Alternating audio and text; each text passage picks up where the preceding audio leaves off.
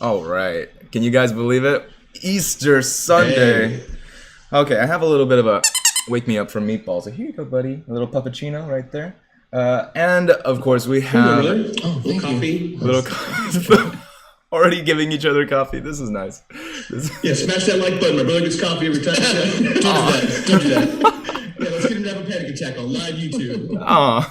So if you guys aren't aware, we have two excellent guests. We have two fantastic, excited. I am 100% excited for this. We have the Mulligan brothers with us. They are the directors of the Ape Together Strong documentaries in the progress. It's going to be the documentary out of the ones that are coming out of the woodwork that is going to be specifically catered to telling your story. And these two are knowledgeable. They have been following the DD. They have been reading up on your opinions. And this is your chance to have your directorial input on this story and for them to give you some updates, answer some questions about how this is going to be told. And once again, if you guys are not aware, this is Professor Meatball. My name is Andrew. And we are going to cover what this video is with a quick trailer so that while people file in, we're going to learn just who these two are. Are you two excited for that? Quick trailer you guys made? Jacked, as it were. Jacked up. Jacked to the T's. And what is T? Well, YouTube will not let me know. But here it comes. 2 minutes. Pay attention. Good to know. They're looking at this. My name is Finley Mulligan, and this is my twin and creative partner, Quinn Mulligan. We want to make an honest documentary about what's happening with the squeeze. You may have seen my post asking all of you what you'd like to see covered. So we read through each and every one of your comments, and this is what we've heard. 2008 matters. The greed and corruption that caused the financial collapse hasn't gone anywhere. No one's learned any lessons, and we certainly haven't forgotten. Fast forward to 2020. A global pandemic has highlighted the disparity between the richest among us and the majority. Their wealth increased by more than $1 trillion, while most of us lost our jobs. And they call you dumb money. Should I buy 6,000 shares of Penn National Gaming, right? And then the 8-ball tells me what to do. My reply is no. He said Meatball. Enter Keith Gill. Roaring Kitty focuses on GameStop, and in doing so, catches some of Wall Street's biggest hedge funds with their dicks in the wind. As for me, I like the stock. He did his due diligence, and the rest of us caught on. GameStop! Some 28% of Americans, and millions more across the world, bought into GameStop at one point. Now, some did it because they were bored of the pandemic, some wanted to get back for 2008, and some wanted to escape the grind that's given them nothing but debt, poor health, and no prospects. All while greedy hedge funds can profit off of driving a company like GameStop into the ground. All we had to do was buy and hold stock in a company we believed in. And when we did, the stock price shot up. But they couldn't handle it. We have come dangerously close to the collapse of the entire system. They had to change the fucking rules. It required us to restrict the buying of these securities. But one thing they didn't count on is just how dumb our money really is. Would you buy their stock now at roughly 45? For me personally, yes. We can't make this film without your support. We won't make this thing unless you all want it to be made. Stay tuned and remember it. The collapse of the entire system. The entire system. I like to think that Keith Gill was just getting a shout out to Meatball, not 8-ball, because he kind of slurred it together. So look, Meatball spoke. Yeah, totally. It's probably that. Yeah. Well, once again, some people are really hyped in the chat right now. I know it's most of your Easters. If you're coming off of mass, if you're sneaking this video in mass and you're like kind of like doing the dad text like far away, but you're just responding on live chat to this video, hey, thank you for joining. We have once again the Mulligan brothers. Please introduce yourselves once again. You guys had a quick intro, but tell us, what is your favorite thing to do on Easter? What is your favorite thing to do on a normal Sunday? And how are you apes? When did you guys get started? Finley Mulligan. Quinn Mulligan. Favorite thing to do on Easter? Eat a lot. Yeah. And drink a lot. Drink a lot and eat a lot. And do that with the family, you know. That's all. We did ours yesterday. But normally on a Sunday, it's usually working a lot on projects, music, film, art stuff, writing. Yeah. Avoiding impending doom, just fighting off anxiety by working a lot. It's generally what that is. So Apes. Sorry, Quinn is the one that is. How many instruments do you play? Let's see, guitar, a little bit of banjo, a little mandolin, some keys, some drums, but mainly guitar, a little trumpet as well. But guitar is the main jam. Mostly guitar and singing. Guitar's the main jam. I wish I have a broken guitar with 4 out of 6 strings in the other room. So See that? Oh, there's something back there. oh yeah, so Is there. that a Guitar Hero guitar? That is a replica. It's off screen right now, but everyone else, the live stream constantly has the. It's a Gene Simmons replica of his bass guitar. It's the axe pack. I have 77P bass. It's like Phil Lennox, chrome pickguard, Thin Lizzy, for all of you Thin Lizzy fans. Gotcha. Thin Lizzy. You're both musicians, though. Is the thing. How are the roles going to be bisected? How are you guys going to share those roles? I mean, it's like from my work with Leica and elsewhere, my day job is typically production management stuff. So I'm doing a lot of the kind of big picture organizing and scheduling, budgeting, that kind of stuff. But like, my brother's just a creative powerhouse and is well adept to join me with that stuff. So I've been setting a lot of it up and we've been going together and breaking it up. So that and then directing is going to be both of us sharing the creative vision of what's going on. But if you're a twin, everything has to be divided perfectly and evenly, and everything's competition. So all the pain in the ass shit is split evenly between us. Dude, so is the, I got tips. So is the fun stuff. Yeah, not that you're doing Twitter. I don't want to deal with that. So just kidding. I like Twitter. But yeah, a lot of like haggling and arguing and fighting and blowouts, but usually like whittles down to what is a good plan. Yeah. So one day we'll have different camps for Finn versus Quinn. Finley, Team Finn, Team Quinn. We'll just have bare knuckle boxing. You should already have camps. Yeah. Choose your stand right now. This Please. is Beard or no? Which one's the evil twin? That's. I'll promise I'm I wearing get too black and sidetracked. have like facial hair, kind of hair in general. Whatever. That's how that played out. Last sidetrack is you can really get a brand going with facial hair. That's why I can't have any. I can't build my brand around that. Do you want to be sparse and weak? Finley Mulligan. It doesn't grow here. Yeah, I'm a reverse Hitler, so maybe I'm the good twin. You've heard it here already. This is the catchphrases of Team Finn. Finley Mulligan. But that would be what the evil twin would say. So not Hitler. Not Hitler. Yeah.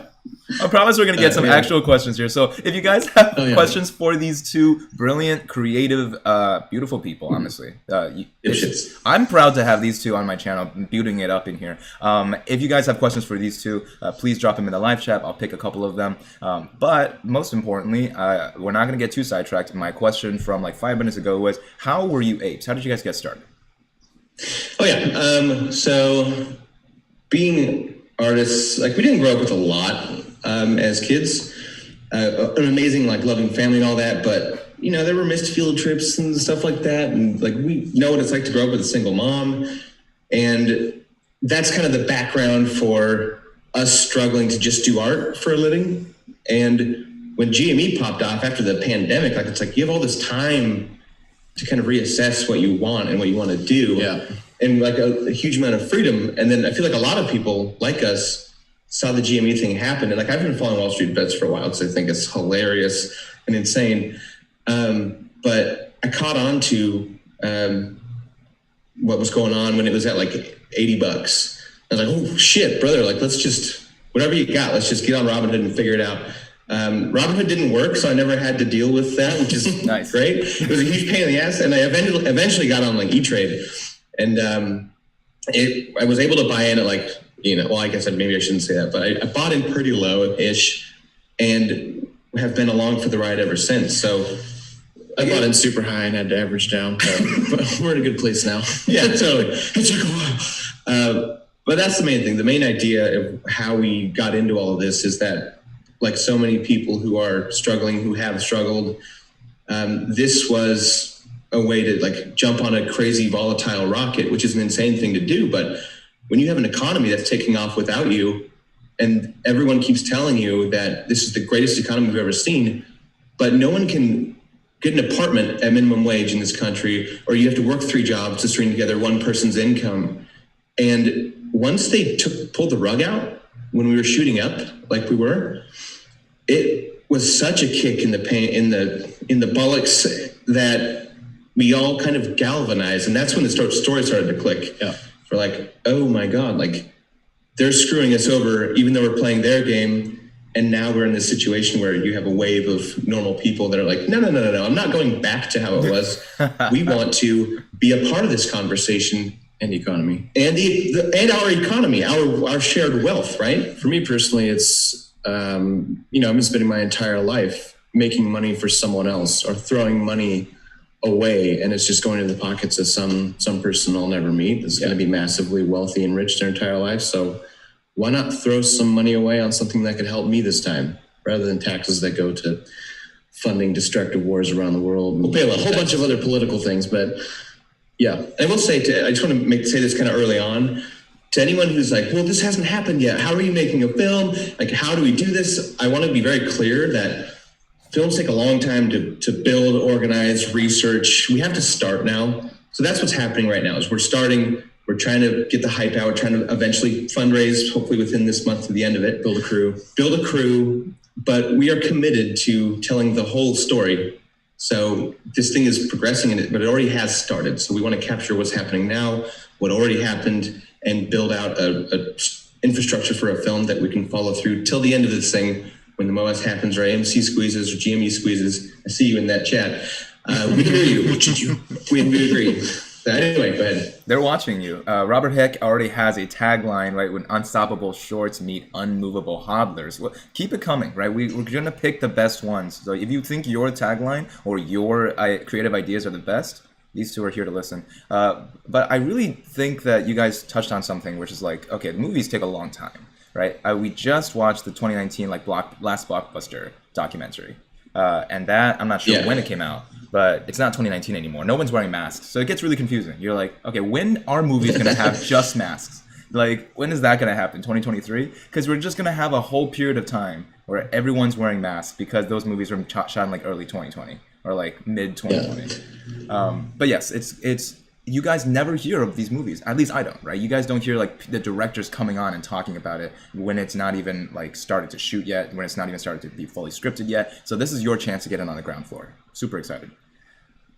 Yeah, this is a chance for us to get as much input from the community as possible, and collaboration with the community as possible, so that once we're in full swings of production, we know we're listening to everyone and doing right by everyone's story. Yeah, the first post that I did was actually St. Patty's Day, and like I'm trying to drink my Guinness at the pub, and my phone's exploding because the idea of the post was, hey, A, do you want to see a film like this, Reddit community, and B, what do you want us to focus on? So I really believe that this film should be taking the community and what they want to heart when it's being built. Because if we're going to claim this is a film for us and for all of you and for us, because we're in it too, then we need to be listening and having a communication back and forth. It'd be disingenuous if we thought that, well, we've got great opinions and we'll just use those things. But anyway, it's very much a community ground up film.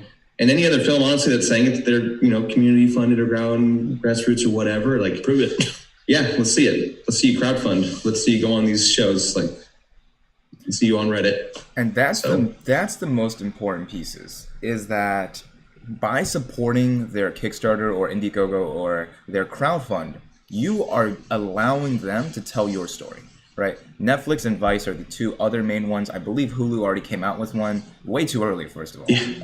But it was weird. But the two that are in production, they're going to be funded, well funded, right? And they're going to have high production value. At the end of the day, there's the creative teams behind them are still asking people like me questions about what is a short squeeze, what is this, what is that, how do the apes feel about this, right? I am now giving one of the producers a hot or not radar whenever they want to ask a question about like, hey, is Alexis Goldstein like a loved or a not loved character in the community? And I would just give them that kind of information. So these two brothers are already inside. They don't have to ask anybody. They are inside the story itself.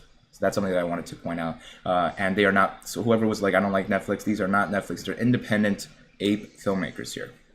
Yeah, and like honestly, like good for everyone else making the movie about this. Like, even if like it's not necessarily from our point of view, it's getting the word out about what's happening, and it's just I think okay to say that like this one is our film, that's their film. They'll probably make a great, entertaining documentary or whatever it ends up being, but it's just a different thing, you know. And like we feel personally this is the way to do it. Yeah. Rockway says, "Hey guys, this is awesome. Please remember this is an international story." So that's a good question. How are you planning the interviews outside of America, for example? Yeah, we are. I've been speaking, actually, brushing up on my Deutsch. Ja, okay, il mio italiano. Not Hitler. Ich auf Deutsch geredet habe. Okay, non parlo italiano. Mit die Bayern. You're not doing well with the I think at least there's like Italian and German we've been paying very close attention to the analytics on the website. So everyone, if you're out there and you want, like, we're trying to prioritize based on interest from each country. Like, not that one's less important, but we have to kind of go with what the community is telling us. And right now it looks like Germany's after America and Canada, I think. So Canada, sorry, Quebec, I don't think, well, you're pretty okay at French, you can figure it out. Je parle un petit peu de français. Québécois.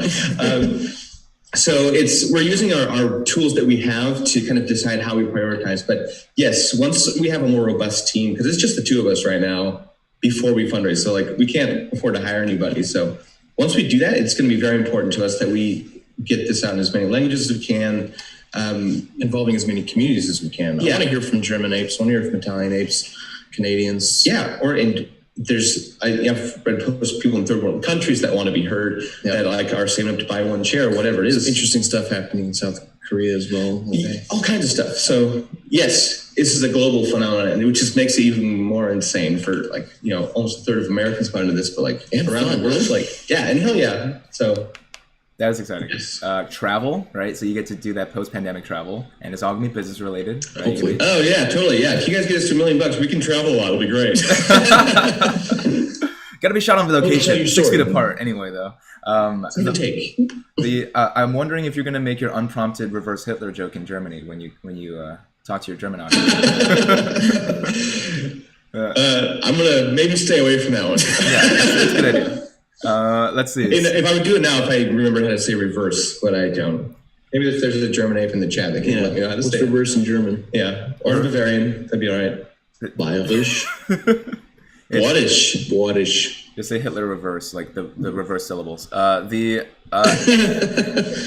There's probably a very long word for it already. Yes. I am Hitler, but not Hitler, but because of my mustache and how my mustache grows, and I have no other choice, so I'm not him. And that's one word. Harry, I'm not selling says, will you give the viewer of the documentary a good insight to how the financial system works? So that's a good question. How much of it is going to be like The Big Short, where it's like, this is how a blankety blank, and then this is how it has to, right? Yeah. To a certain degree, we have to take early on set up how it works, and then as we build and get more complicated with the topics that need to be discussed in the film, we'll have to find, you know, comedic, accessible ways. You know, like I was thinking, you know, Bernie Sanders in the bathtub for our Kickstarter. That'd be great. Yes. If you're out there, we would love to have you in a bathtub and asking for just one more contribution. But yeah, we'll need to absolutely set up how some of this stuff works so people can understand what the problems are. Because, you know, like reading the DD and everything else that incredible people are doing, or even just watching like the other YouTubers and everybody else, like so much of it was going over my head in January. And I feel like I'm like, oh, I know this now. And then I read another post from, you know, Warden Elite or Renzel's linked something in his daily thread at 4 a.m. while my wife's trying to sleep. And I'm like, oh, I don't know what the fuck I'm talking about. Or sorry, what the hell I'm talking about again. Can I say F-bombs? I'll temper myself. But yeah, it's tough because we need to have it entertaining enough for people to enjoy watching it, but also it has to get it right and explain these complex issues so that we can hopefully get a groundswell of people that care enough and understand the issues enough to push, hopefully change and take advantage of this moment for all of us. I think without explaining those more complex issues, we won't be able to, explain how us normal people got screwed over in all this, or have been screwed over so far. Still screwed. I'm sore, man. Oh no. We're edging on that. We're just edging on that YouTube algorithm. Well, Just being like, I see Hitler, I see screwing. I'm a little sore. Yeah. But But this is an honest conversation with these two directors. So thank you guys for your questions again. Keep them coming. We have one from Mellow D. Please put me in the movie. I'm just an average ape trying to get my attendees, and I'm seeing the market manipulation firsthand, just like everyone else. How can people get involved if they wanted to be?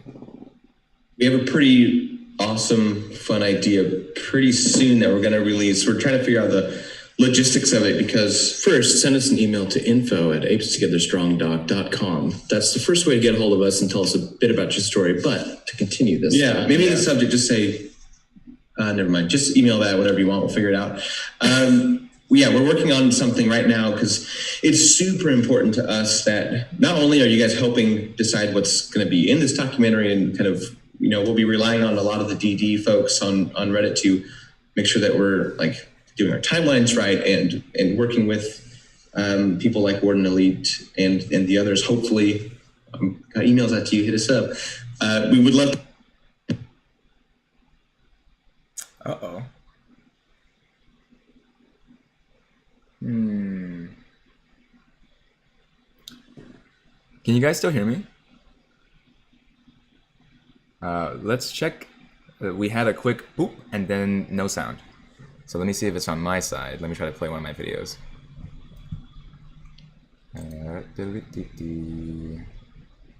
See, let's play the newest ETF rebalance video. So what are we going to talk about? Man, that had a literal coffee grinder going in the background. Well, while we have the sound come back on, guys, drop a fat like in this video. I know it's Sunday. I know the energy level's not the same, but these two would appreciate if you guys get the word out, and I think you guys are back. What's going on? Cool. Hey, maybe it'll happen again. I don't know why it happened, so I can't say it won't. So if it does, we'll go to a backup. That's the transparency. Anyway, we'd love for you to be in the documentary as well. So we're trying to come up with, we have a plan. Stay tuned to our Twitter, join our mailing list. We absolutely want to hear from you, and we're going to take it in baby steps. But yeah, we're finding a way to get all of you to be able to be involved in that, and not only how we create it, but to hopefully be in the documentary in whatever small way we can. Yes, share stories. So yes. Yes. Yes is the answer. And now that it's time for me to slide on into those DMs, I would like to formally audition for the role of Nicolas Cage in this movie. I've already explained to some of the crowd here, but the way I think of this movie is somewhere between The Big Short and The History of Swear Words, where there's like a Nicolas Cage type character going out and saying, reading a book, maybe he's in his fuzzy pajamas, and he's like, oh, did you enjoy that scene with Bernie in the bathtub? Well, this next part is about deep in the money calls, and so that would be that would be something that I think would be cool. And I love to just pretend like I'm Nicolas Cage from a macro point of view. So there we go. To bring the energy. You're gonna bring the energy. Sweet wig. Yes. Sweet wig. Like obviously a wig that looks like hair plugs. Yes. And long. Maybe I shouldn't say that. I love Nicolas Cage. But yeah, we'll get you a wig. Yes. I'll make it happen. Make it look good. I think I would look good. Yeah, I mean, I think we really we'd be stupid to ignore the YouTubers that are a part of this. I mean, like Trace Trades was the first that we talked to and who boosted us. So like him and Matt Kors and yourself, like I think there's room for all of you who have been kind of democratizing these very complicated issues and educating the public. We really do want to have everybody who's been involved with that be a part of this in some way. And like, as we work through it, we're going to whittle down how exactly and where everybody fits in. But yeah, you all are very important to this conversation that's happening right now. And, we thank you all for it. Yeah.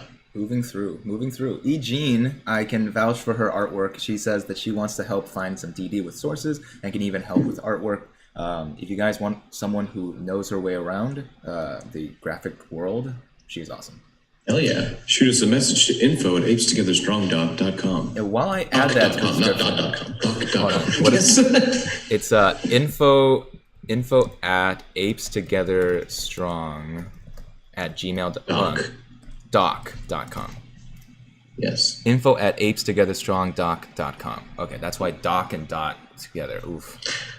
Yeah, we didn't think that through, but that's what it is. Yeah. Robert Becker says, here's a topic. How the relaxed spending from the pandemic was simply the next CDOs before 2008 for the hedge funds and how they took advantage of it.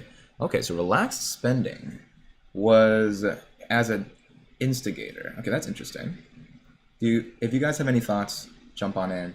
However, I think that the way that we can connect to 2008 and then the pandemic as a storytelling aspect of how the banks got better deals when it comes to having better credit, and then coming around the other side, I think is an interesting angle.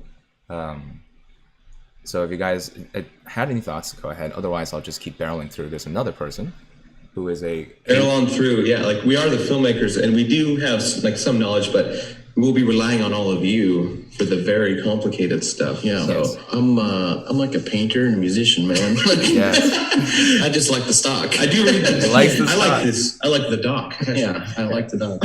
Both like the stock. They both like the doc. Honestly, this is important, right? I would rather have someone who can tell the story more effectively, especially the trailer has already shown you guys can, than someone who is like, yeah, I know everything from 2008 to now. Like, we're just not going to pretend to know we know everything, you know? Yeah. Like, we need to make sure we're relying on experts and people that are deep in it to give us the right answers rather than us pretending to for some ego trip. Yeah, our egos are not so great that we won't be relying on people who know what they're talking about to illustrate these complex issues. No, I totally agree. X-Party John says, hey, I'm an ape and camera operator from Germany. After we reach the moon, he will do a documentary about NGOs. So X-Party John, reach out to them and say, hey, I'm X-Party John, and I'm that person that Andrew More Money mentioned on the live stream, to that email in the description. Coney 2021 GME ? He keeps changing his username. It's pretty funny.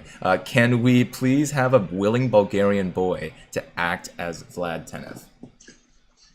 We could start it with like a James Bond sort of beginning. Just line up a bunch of Bulgarian boys. Are you willing to play Vlad, and then pick one and then put him in a doc? Or do a nice dramatic narrative beginning of the film of him in his little village. That's exactly what I'm expecting. Yeah, totally. Yes. He's got nothing. He's got nothing, but he's got an iPhone. A dream. Yeah. And too expensive. Vlad, did you do your homework? It's a very good question. I appreciate that question a lot. Just so you know, the more funding we get, the more likely it is we can do shit like this. So, yeah, I seriously, a lot of like comedy skits and stuff throughout our lives, and like we love it. So I do think that humor is going to be a huge part of this documentary, especially with WallStreetBets and the Reddit crew. Like, there's so much comedy gold in there. Yeah. So which brings me to the personality of the film. You know, I think there will be some serious topics, and some of it will be, you know, intense stuff, and there will be some hard stories to listen to, but there has to be a through line of the personality in these communities and of the apes. So that is something we care deeply about. Like making certain hilarious fake stock tickers rise up. We won't say those. Be nice. But yeah, like all that kind of stuff. It's like comedic, you know, activism. It's great. Yeah, it really takes the piss in a way that I think makes a lot of these older money controllers even more angry. I think that's wonderful. Those little God. Those pesky kids. I think that those two viral ideas are how you should build a Kickstarter. Burning a bathtub. Like, he doesn't even have to be in the bathtub. We could just like do some green screen, but like burning a bathtub for sure. And then only wearing the gloves. The story of Vlad, like I think there's so much comedic potential there, where he's like watching kids trade in the lunchroom, and he's like, that frequency of trading is not high enough, and I would like to sell the data of the kid with the Snickers bar, and then like there's so much to do there. That's funny. Mr. Buttervenom says, where will this video be released? And Joe question, will Meatball have a star role in the film? Oh, we do like dogs a lot. Oh yeah. We will have. So where will it be released? This is very early days, right? Films typically will get packaged, and a distributor or a buyer will take that film and promote it and put it on the service like Netflix, Amazon, whatever. I would love to explore the idea of self-distribution. So this is a film that's being built by us, from all of you guys, for all of you guys and gals, and everything else in between. I would love to find a way to do this without some giant company doing it. Like, if it goes that way, like, as long as we can film it and do it ourselves with each other, I'm not too worried about it. But yeah, I do want to explore at least self-distribution and getting on some of these platforms without another company dictating like anything about what we say or how we present. Also, having the widest release possible is important, because we do want a lot of people to hear this story. So it's a balance between doing it as independently as humanly possible, and also getting the help we need to make sure the story gets heard by many, many ears. Yeah, because there are plenty of people in the movie making industry that are incredible, awesome artists that care. Like, just because they're from Netflix or Amazon doesn't mean that they're like, bad, evil demons. Yeah. Like, they're making movies in a very creative, awesome way that it makes money. So we're coming at it from a different angle right now, and later on, if we get a distributor, you can't all be mad and act like we're changing the rules here, but we are making it with all of you. So the first step is to kind of explore our options in self-distribution, but it's very early to make any plans in that regard. So the story of some people I saw were asking, okay, is the story over? Have you guys finished scripting it? The story is up in the air because the squeeze has not squoze yet. So in that sense, is that going to change anything if we keep petering out and the story is still like, and the squeeze has yet to squoze as of 2023, or are you going to have a different tone to it if there was more of a definitive, like, well, the squeeze is having a worse and worse shot every day as we move on to 2022, 2023? What are you guys going to do? I think we're going to listen to we haven't really talked, in great detail, like what if it just carries on forever, but we're going to listen to the experts. And if a lot of the big people making DD and people in the community feel like it's petered out, then there may be a good stopping point. But it's honestly like, we're going to see this through as long as possible, as long as the story allows. I mean, it's a creative decision, right? It's like we believe, like many of you, that we need to see this thing finish before we finish the film. So that's like our starting belief. Just so you all heard it. But it's, once we start researching and talk to everybody and doing interviews, like documentaries, you start finding out like, oh, the story might be this. And like, you start finding out different things you weren't expecting to discover when you're making the film. So as far as how the story goes, in between all that, I don't know that the ending really affects. I don't know how it would affect the story, because we haven't gone in yet. We don't have a budget. We haven't started researching other than collecting everything off of Reddit and everywhere else. Yeah. So, once we get going, the story will be morphing as we continue. And then the ending, hopefully will, I'm hopeful, very hopeful it's going to happen, whatever. No predictions here. But either way, we want it to end before we finish. We will be, I think the most important thing here is that as we go through this process, we're going to be updating our Twitter, our Reddit accounts. We're going to get a blog going, and with our mailing list subscribers especially, we're going to be asking and sharing where we're at, what's going on. What do you think of this? Hey, everybody, we're at this point. Maybe we do a special screener for our mailing list holders or for the threads, or I don't know.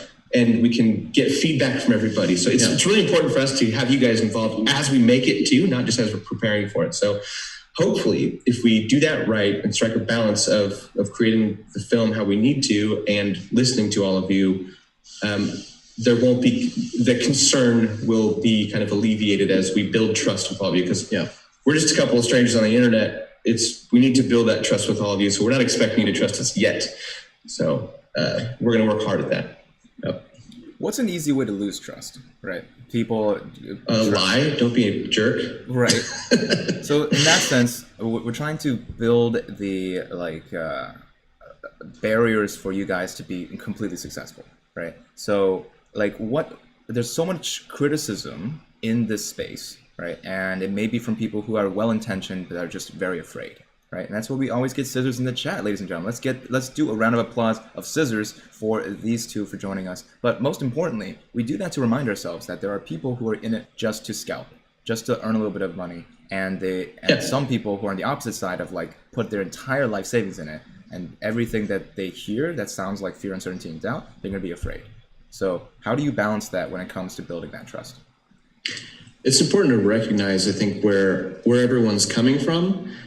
There's a very diverse background of people that are involved in this, all for different reasons. So you have to be tactful and make sure that you're not just throwing information out there willy-nilly, or we need to make sure we're listening to everybody and not. I guess we're not taking sides. I mean, honestly, It's like, even like, between like some of the DD folks or the YouTubers, where like, oh, there's some drama. It's like, we don't care at all about any of about most of that. Like, some of it's important to talk about, but the film in the end isn't about that. It's not about that drama. There's some of the stuff that happened with WallStreetBets is kind of a different story, but, what was the question? How do we keep trust? Yeah. So the main thing is, I think the most important thing is to just do what we're doing now, be as completely open and honest as possible, and that we're also fallible. So like, if we make a mistake, if we give us a chance to say, oops, sorry, we hear you. But it's about being open up front at first. So like for us, it's not a political thing that we're doing. It's in many ways, it's about a true story about people and trying to keep their seat at the table. So I think not lying to you all, having humility when we do something that maybe the community isn't proud of, and making good on not only what we agreed to, how to fix that, but making good on our promises from the start. If we're gonna be as tactful as possible, and we're going to do our best to give everyone the benefit of the doubt. We just would hope that y'all would do the same for us. If we make a mistake or do something that you really don't like, let us know. Like, we want to talk and we want to hear, and chances are we weren't intending to step on anyone's toes or hurt anyone. So yeah, I make a lot of swears. He cusses a lot, man. Same here. Cusses. Yeah.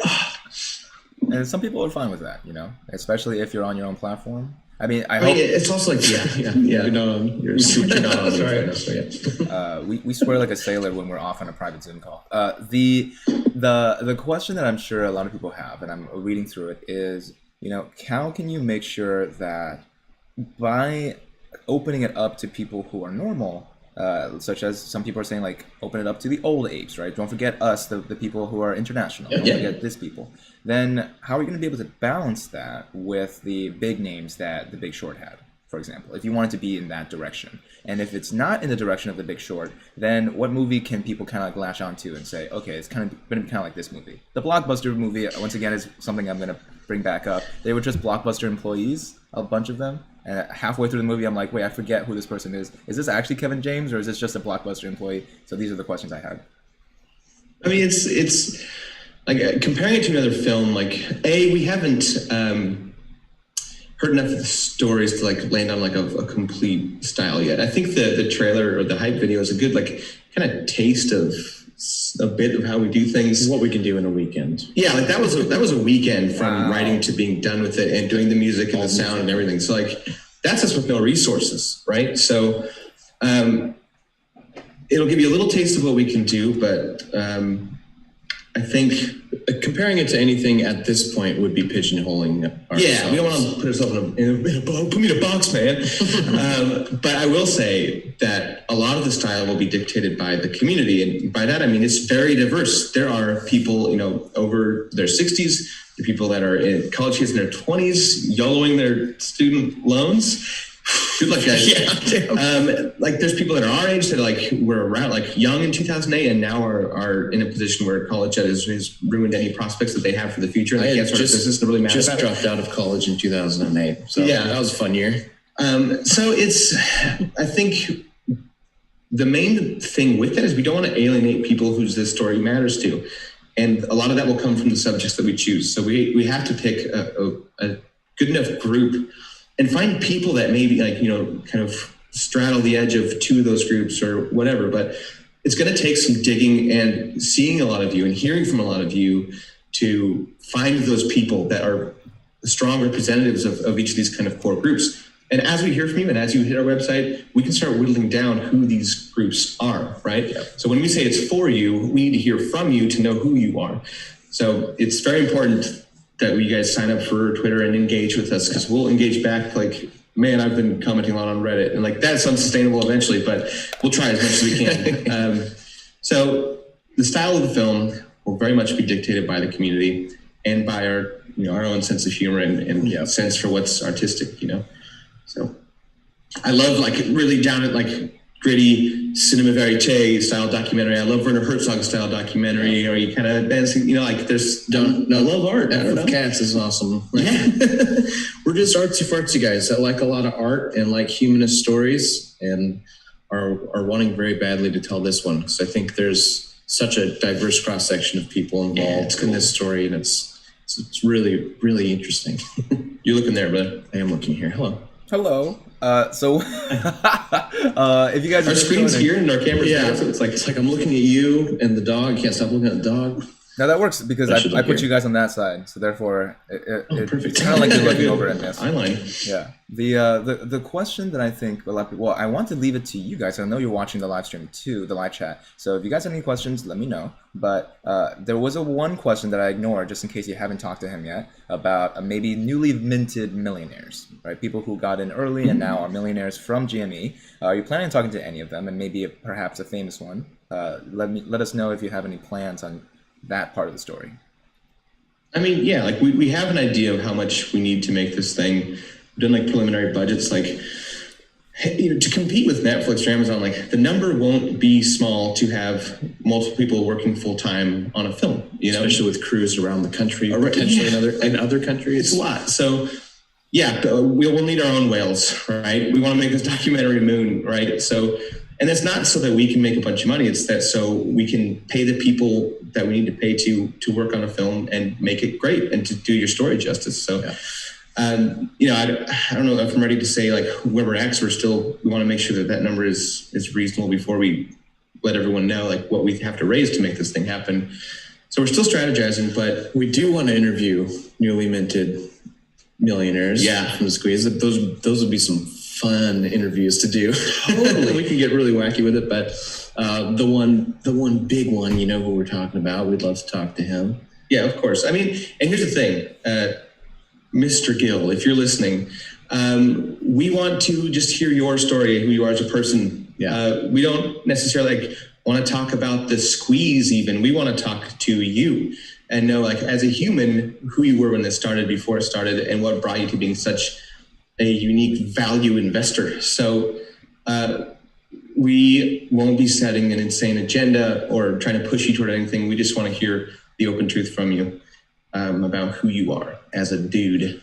Pet your cat, maybe. And pet your cat. Pet Roaring Kitty's cat. Roaring Kitty, I can vouch for these two. I'm sure Trey, I'm sure Matt can as well. They are not going to ask any questions that are going to make you in a tough position. They're going to make it so that you can tell whatever kind of story you would like to. And we'll sign whatever contract you want. So maybe, whatever you want, man. We just want to talk to you. Yeah. I'll do anything, man. We'll do anything, dude. Come on, just let me know. I do want this to be, you guys already sent me a couple of questions of like concepts that we can explain in the film. So let's do a dry run right here, right? How would close in on Andrew Mo Money? He's talking about something. What is it? What's the context? What can we explain? And maybe it'll be a good refresher about what the style of this show can be. You guys can do a little bit of setting the scene and telling us a flavor, a text of what the movie will be like. Ooh, put us on the spot. I mean, imagine you have something crazy complicated, and we need to just hold on for a second. Do an aside, and then move over to Andrew Mo Money. Then he explains it. Yeah, that was the transition. Deadline is analyst numbers, matrix numbers. Yes, I'm just like it's the meme of me going like this, and at the bottom I go. No, I'm like doing like this, and at the bottom it's 2 plus 2. Mind, you're just super confused and crazy, but no one knows it yet.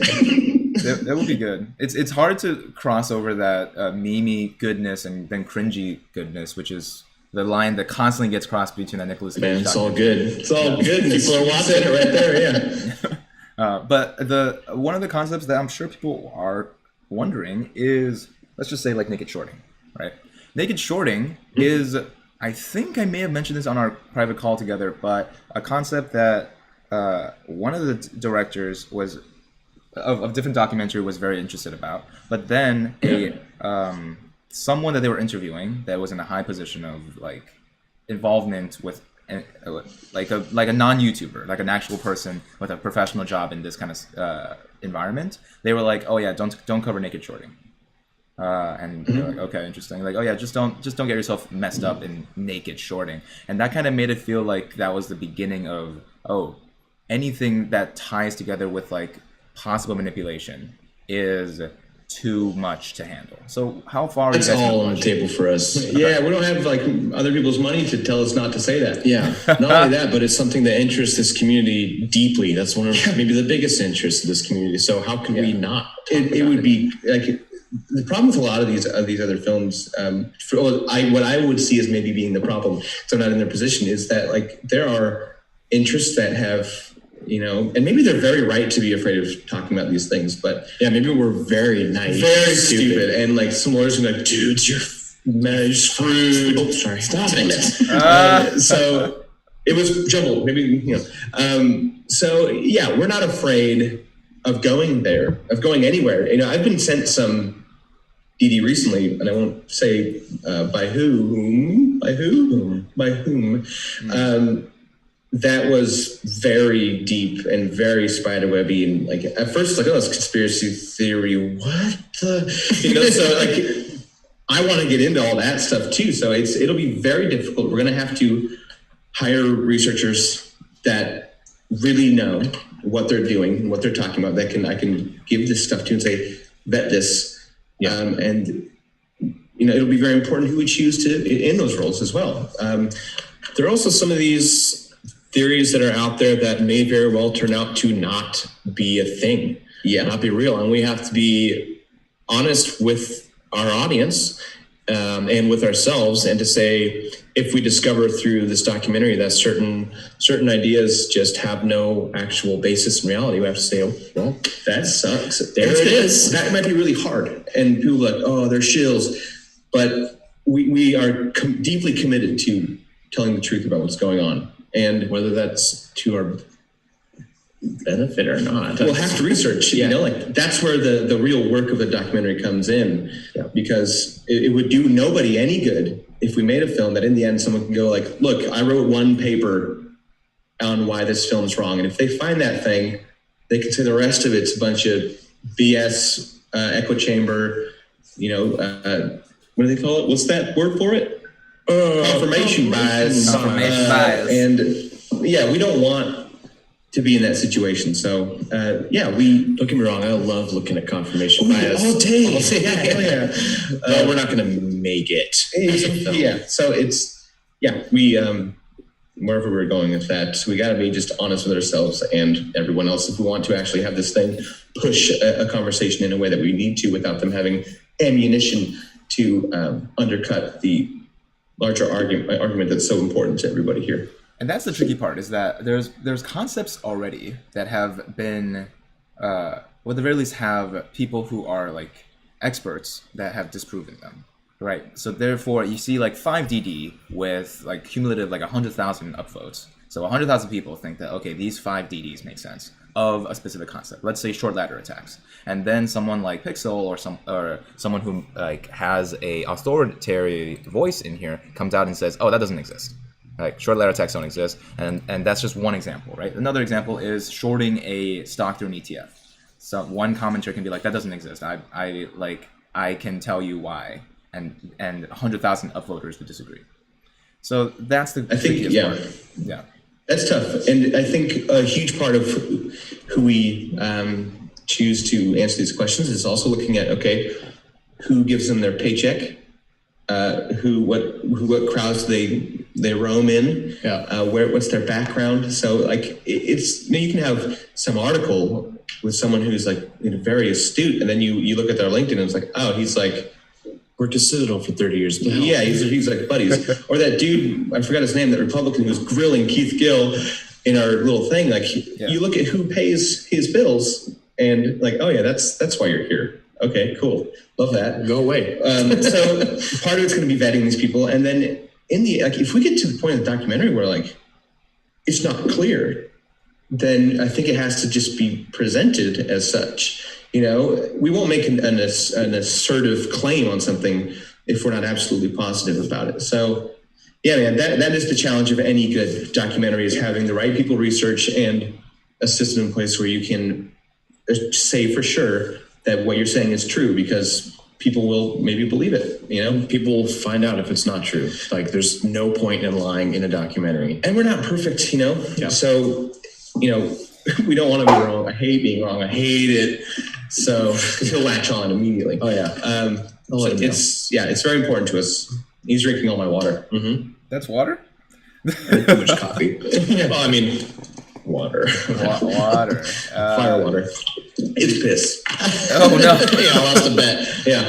So I'm with Bear Grylls and his twin brother, Bear Grylls, and they're both drinking. This is Camel's piss.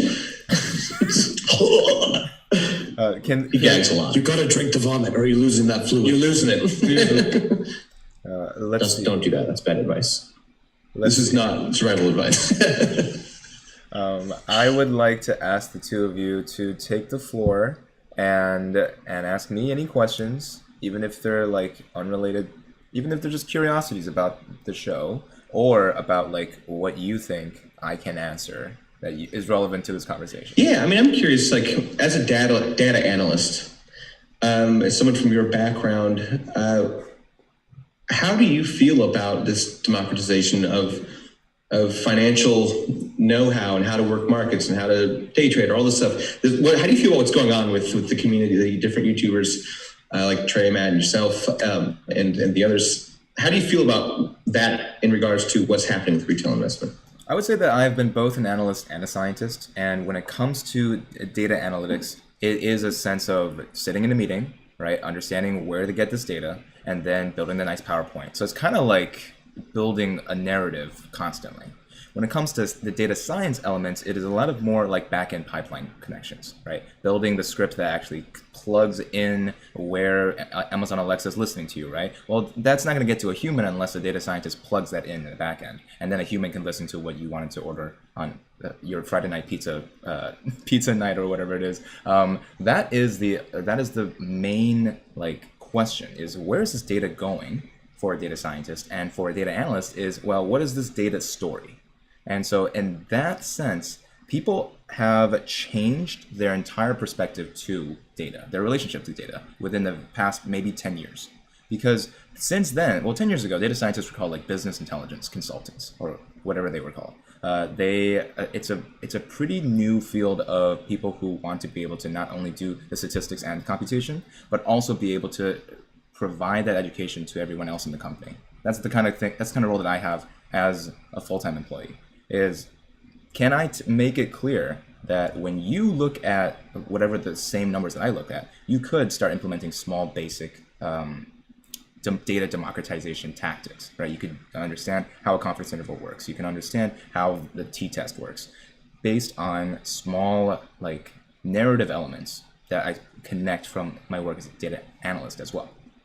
So in that sense, with this brand new 10 years, and maybe in the last 6 months with GameStop, people have finally started opening up, and I heard so many stories of people having their first stock be GME and AMC, and then learning for the first time what a call is, what a put is. The two of you, or just him? Both of you? Uh-oh, we lost your audio again. Maybe this time you were trying to interrupt me and I couldn't tell. But the point of the matter is that you have the opportunity, right?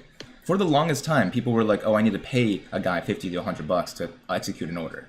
But now, and then later on, you were like, oh, I have to pay in order to get level 2 data to see whose calls and options, the option chain itself. It's all democratized now. At the very least, the very like meat and potatoes now that you have YouTube channels and other educational platforms that are just trying to be able to provide that beginning parts of the learning process, this is the completely new landscape of people who know, hey, these people are getting rich and I'm not one of them.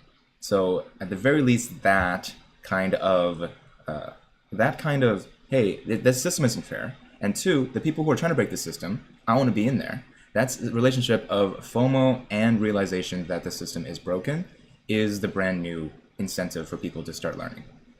Yeah. Now I can hear you. You can. Cool. Okay, we figured out what's going on, by the way. So I promise you, we're filmmakers, not necessarily sound guys. Well, this is why we need a crew. Totally, that's great. I actually had another question for you. Sure. And that was all, it's that perspective, I think, is something that we don't have in a lot of these other places in the community. But my other question is, in regards to the community, what do you, in your words, think you provide to the community? I would say that a dumb brain ape provides bananas for all, is what I would think.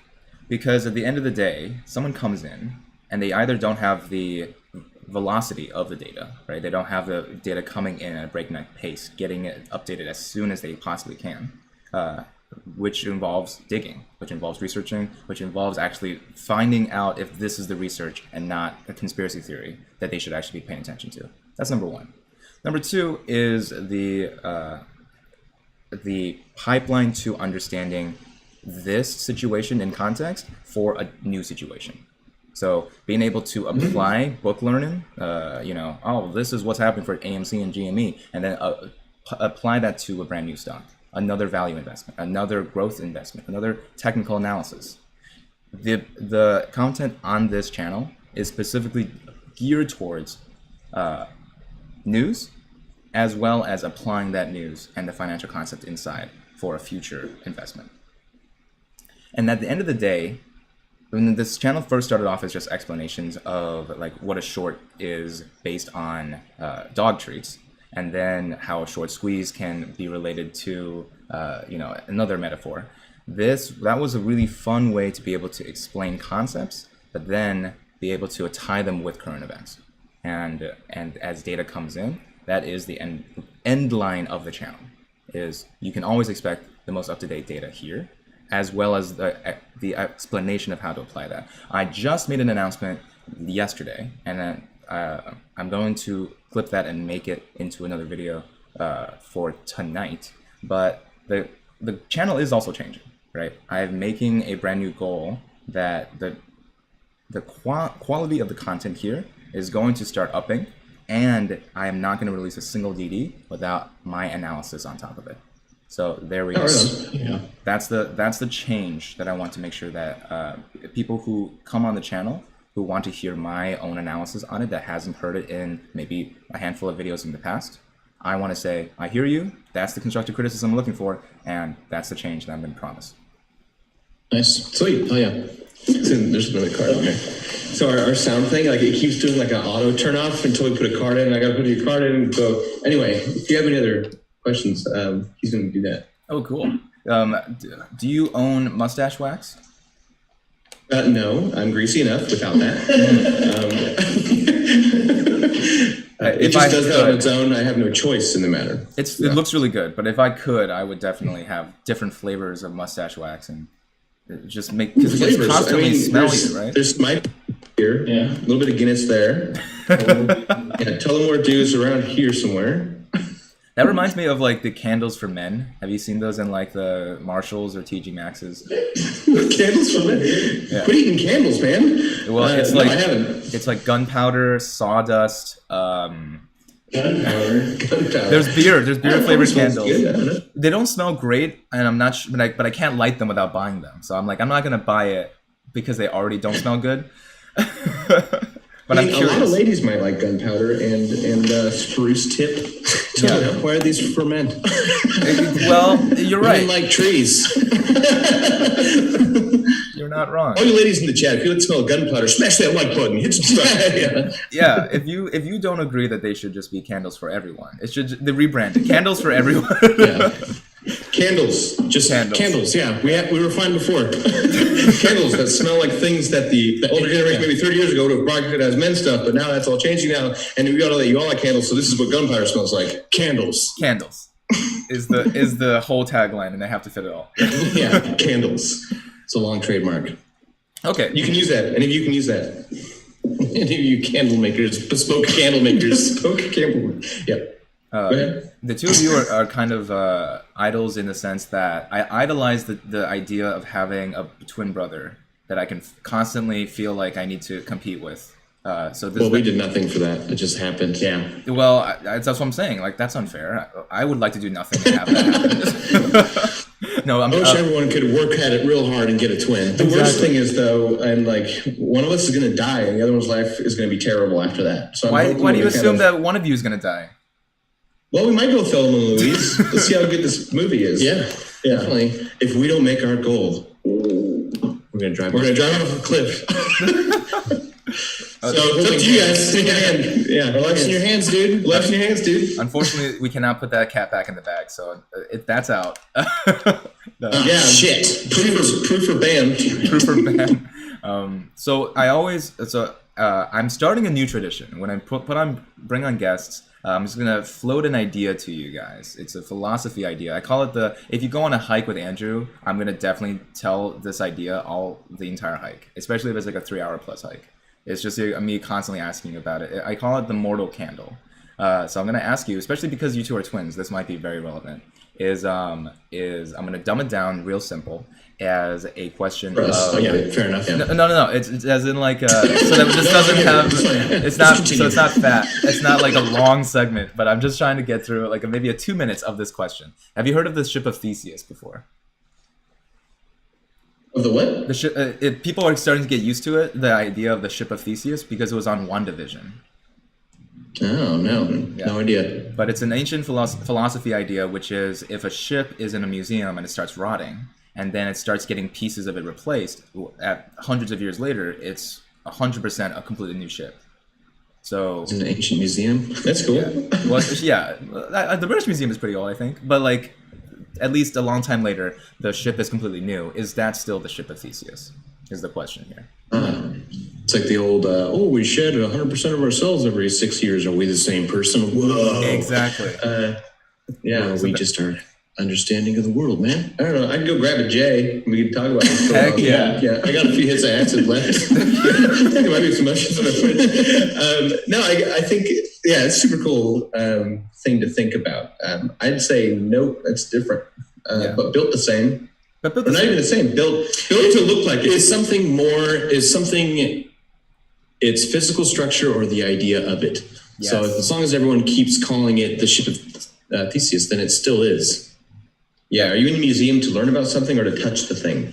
To see the real thing? Like, I think there's two types of museum goers. And I'd be like, that's cool. It's cool that they did it. A lot of information. Look at some old, like, ancient buildings where there's only like one little sliver of a wall left from like the 6th century, but it's still that building, right? Yeah, I've seen like some ruins that are fitted out around it with something that is obviously not trying to replicate it. And I personally believe that it's better if you take into consideration in a museum, like if you had this ship, if instead of trying to replicate what they did, you start building on the new piece that is very clearly not the old piece, like plexiglass or whatever resin you want to use, you can over time show how it's degrading if you have a 2,000-year-old museum.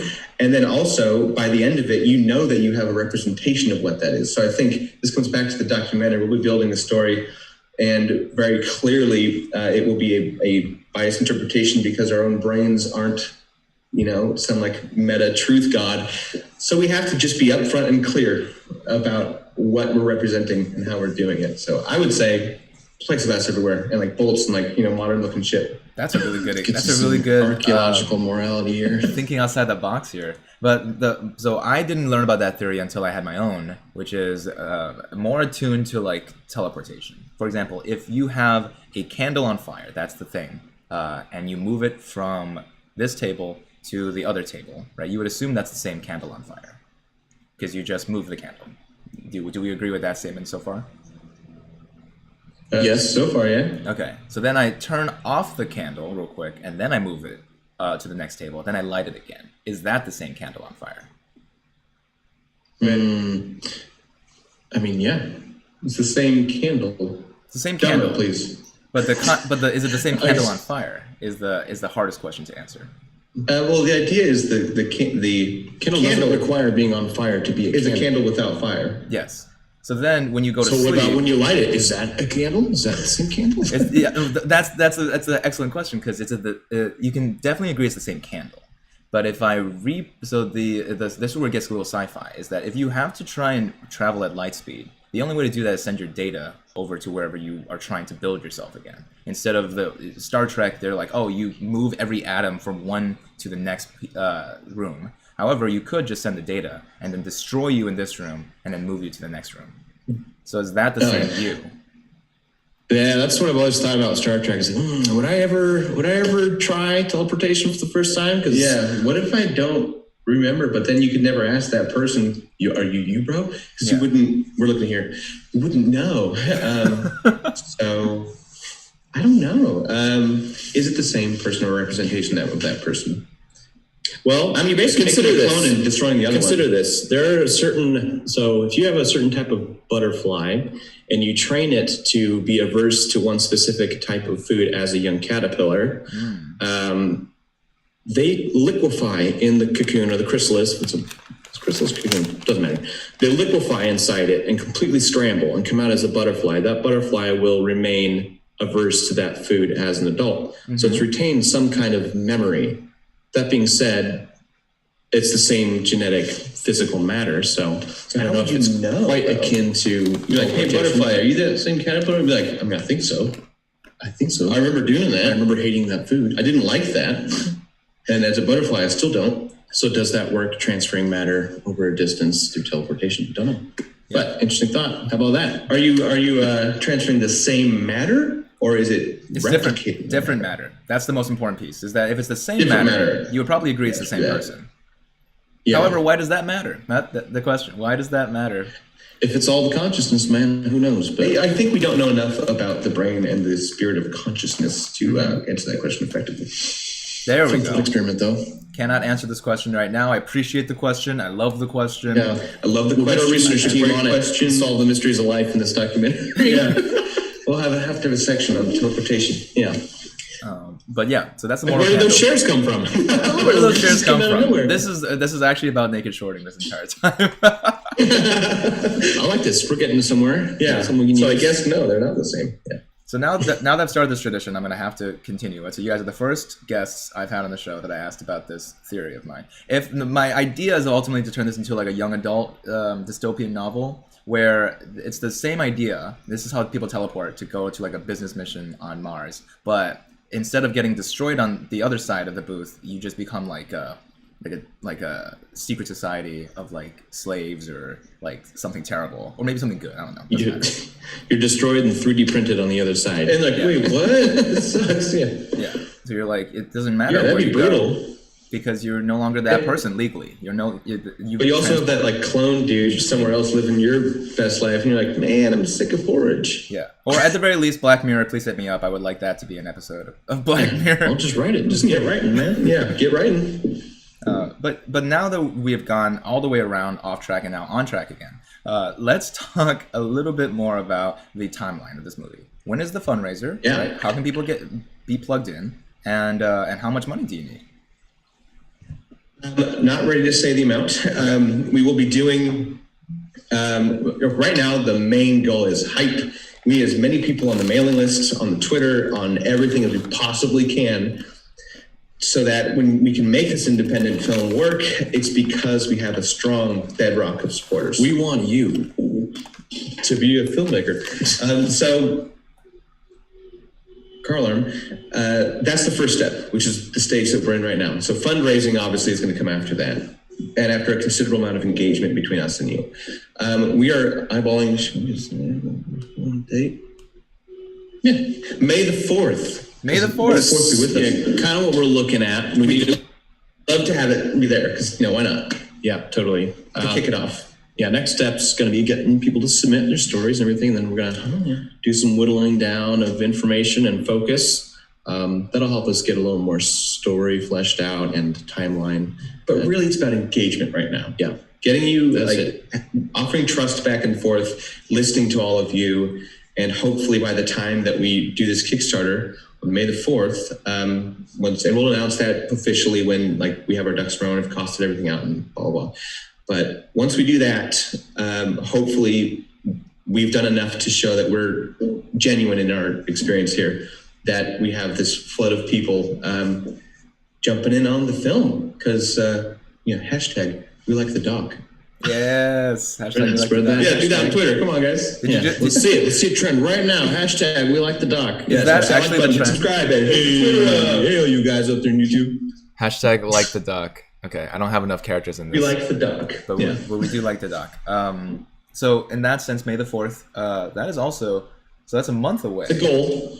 That's the goal. Yeah, so there's a lot to do. We have to really hammer and hit the ground running, because if we want to finish this thing and have, I know that the other production companies, the big ones, are already working, right? Yep. And they have a lot of resources, so talented crew, and they're going to want to get that out, hopefully for award season, I'm guessing. So we want to get fundraising going and have a 30-day campaign, probably something quick. So it's look, can we raise this or not? And if you guys don't want this film and you don't contribute, that's totally fine. It just, we don't do it. We won't make this unless you want us to. So once we do it, it'll be quick and heavy and we'll hit it hard. Yeah. But we would love to release this film, obviously, as soon as is appropriate. The more money we raise in the fundraiser, the less money we have to find from investment or larger money. So our main goal is to have this get completely funded by the community. Yeah. But we do want to make the film. So, and if it's funded completely by the community, we don't have someone back here saying we have to release now. So I don't want to drag this out, but we can control a lot more about how it gets made. So there's a lot of good reasons why I want to do it this way. So you'll be surprised that the community kind of is, I call it the hive mind, that they are very, that they're very bullish, and they kind of share the exact same sentiment. So you might see that there's going to be pressure from them, just together being this movie needs to be the most bullish thing. I hope so. Well, we like the doc, so. We like the doc. Follow the Twitter. The mailing list is at www.apesttogetherstrongdoc.com. Doc.com. Terrible. Yeah. Apesttogetherstrongdoc.com. We're social media guys. We're just kind of dum-dums that like making movies. Please go there, join the mailing list, and follow our Twitter. Albanak, ALBANAK is where I've been posting everything on Reddit. And we just need your support if we want to do this. If you want this film to happen, up to you guys. So that's balls in your court. Balls in your court is also another hashtag. Hashtag balls in your court. Your move, bro. So in that sense, aggressive. Are you collecting a team before or after May the 4th? And if people are just like that person who was a filmmaker in Germany, should they contact you now or later? Yeah, anyone who feels like they have something they could help with or contribute, please email us at info@apesttogetherdoc.com. Apes Together Strong. Apes Together Strong Doc. ApesTogetherStrongDoc.com. I've had way too much copy. I need a different. I gotta balance that. Here, people, anyone who thinks they can help, email us at the link in the description, and we are going to be helping. There we go. Teaming up with certain people as it's appropriate early, right? So we have been speaking to someone that is in the industry who's graciously offered some very good advice. And we'll release those names when it's appropriate and when they're comfortable. But for now, we're keeping it close to the chest. And we're not aligning ourselves with anyone in particular in that way until we don't want to have to change minds publicly. So we are collaborating with people. We're building a little team, but we're going to do it step by step. We want to be slowly. We want to be sure that we're picking the right people to work with in this, whether it's crew or we don't have a large apparatus that's like vetting and helping. So what I do know is that community involvement from like people like you and Trey and Matt and the DD makers on Reddit, the mods on Reddit, normal apes in the community, like those are all facets that will be very important to making this thing come together to be a film that represents the questions that you all want answered. So that's where we're at. Because we love you. You guys now have the apesttogetherstrongdoc.com underneath you. That's much nicer. Honestly, I should have had that the entire time. That's much nicer now. So, Ding. Did I get it? It's lagged. Anyway, sorry, go on. So you are basically asking the question of, can people put, like, I'm sure a lot of people are very heavily invested in both AMC and GME. So they want this documentary to come out and for them to fund it. And I'm assuming that they're going to have whatever money that they haven't invested in AMC and GME put into that fundraiser. So if you guys check out that, make sure that you have the mailing list. There's a lot of support out here, specifically for this cause. In terms of this being a second Occupy Wall Street that people have been trying to swing this as, are you going to follow up on that narrative at all? And what do you guys think about that? I mean, I think the film will have to set up context, right, when it opens. Mm-hmm. I mean, from 2008 collapsing and the normal people paying bonus checks to these people who footing the bill for it. From there, we just start splitting off, right? So the economy just grows and grows and grows and gets better and better and better. I'm not an economist. This is, we haven't done our research yet, but this is how I see it. To the point where we get to 2020 and everybody's on the media saying this is the best economy. Unemployment is so low. It's like, yeah, unemployment's low because Sam over here has 3 jobs just to feed his family. He's got 3 gig jobs and no insurance because they're gig work. Like it's an unsustainable system. And the wealthy of this country gained more than $2 trillion during the pandemic. While you all sat at home, not getting paid while they bickered over a stimulus check. It's so like enraging to think about that. And it's wrong on so many levels. So I think backing up the Wall Street, Occupy Wall Street, like, yeah, that was a movement and you can argue how that ended, but it didn't do what it was supposed to in many ways in that, like, it just got worse. Yeah. And it's no fault of their own. Like that was awesome when it was going on. And now I do think it's kind of this other step because the internet wasn't what it is now back then. So, and people are way more adept. Like I would say the Occupy Wall Street movement set up the groundwork for other groups to have an infrastructure that didn't exist before. And so this time around, they're better at it. They're better at organizing. People have better tools. They've been honing them since then. And a lot of these people were very young when it started. So a lot of these activists have grown up just getting better and better at activism. And there's a whole new group of people that are the retail investors, which I hate the word retail investors. And in our documentary, we will be addressing this. The word retail investor dehumanizes who you all are. It makes it a homogenous group of people that is retail instead of people that just want to play a role in our own financial system. So those issues will absolutely be spoken about. And in a lot of ways, it sets the context for how this story grows. And that's the tricky part, is that, people have been calling the retail investors, the apes here, they've been calling them predators. They've been calling them wacky kids, right? This is the kind of verbiage that we know that this community has been branded. So I'll put you on the spot. Go ahead. What do you want to call them instead? What would you call them? Ooh, that's a good question. Apes isn't bad.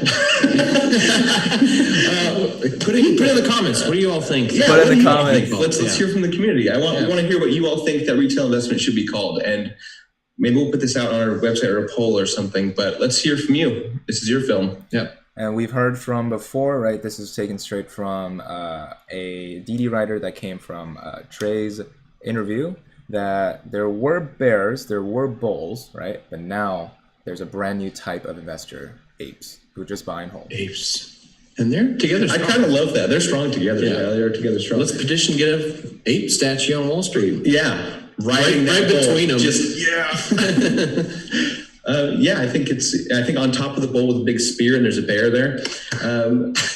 All kinds of ideas. Riding the bull to Valhalla. Yeah, I mean, in the end, I think it's important to put the human element into this retail investment. Also, politicians they do their best to make sure that groups of people are dehumanized so they can make decisions that otherwise people would find disgusting, and they can convince themselves it's okay and sleep at night. But in the long run, those decisions have just done nothing but create an enormous gap of wealth between us and the top echelon of moneymakers, and just generally decisions in the government don't benefit us even a little bit, And there are some very good wealthy people out there quietly doing the good work, and for sure, for them, we appreciate. But it's definitely in the best interest of those people who profited off of your ill health to keep us divided. So the more that we can do projects like this and, organize for making an anarchistic project to put some of these topics out there, I think is the best tool that we have. There it is. So are you guys going to be... So we talked about May the 4th being a major milestone. In between that, are you guys going to be, putting yourself in public eye, right? Doing more of these interviews? Where can we kind of follow you? Other than going to your website over there, going to your website and checking out apestogethstrong.com. How can we support you on the way to that day? Definitely join that mailing list, join that Twitter. We will be going on as many of these shows as possible to try to get the word out there and hopefully garnering support from any heavy hitters who have large followings to try to just bump up those numbers so our bedrock is strong when we do that Kickstarter. I have a full-time job that I love very much. So there's I'm doing this all outside of work. So that is very important to me to do that well. We're not huge, wealthy people. We'll only do this again if you guys want it. And we'll be putting ourselves out there as much as humanly possible through interviews like this and Reddit and everywhere else. And we'll be open and as gracious as possible. I love that. Well, in that sense, I think we've covered the gambit, and you guys let me know if there's another topic that you want to cover. But we've talked about having you guys back on when it gets closer to that May the 4th date, especially since there is, this is Sunday, right? People are at mass, people are spending time with their families. We'll have you back on during a trading day so that we have just a couple thousand of apes seeing you guys. Super excited that you guys came back on. Any thoughts? Any other conversation pieces? We just appreciate the time, appreciate the platform, and appreciate each and every one of you folks who have jumped on to talk to us, ask questions, listen, laugh at us, make fun of us, whatever it is you wanted to do. Offer counter opinions. Tell us where we're stupid. That's fine. Thank you, Andrew, obviously, for taking the time and graciously opening up your podium. And for everyone out there, we just want to say it again. Our promise to you is to be as transparent, open, and honest with everyone that's a part of this.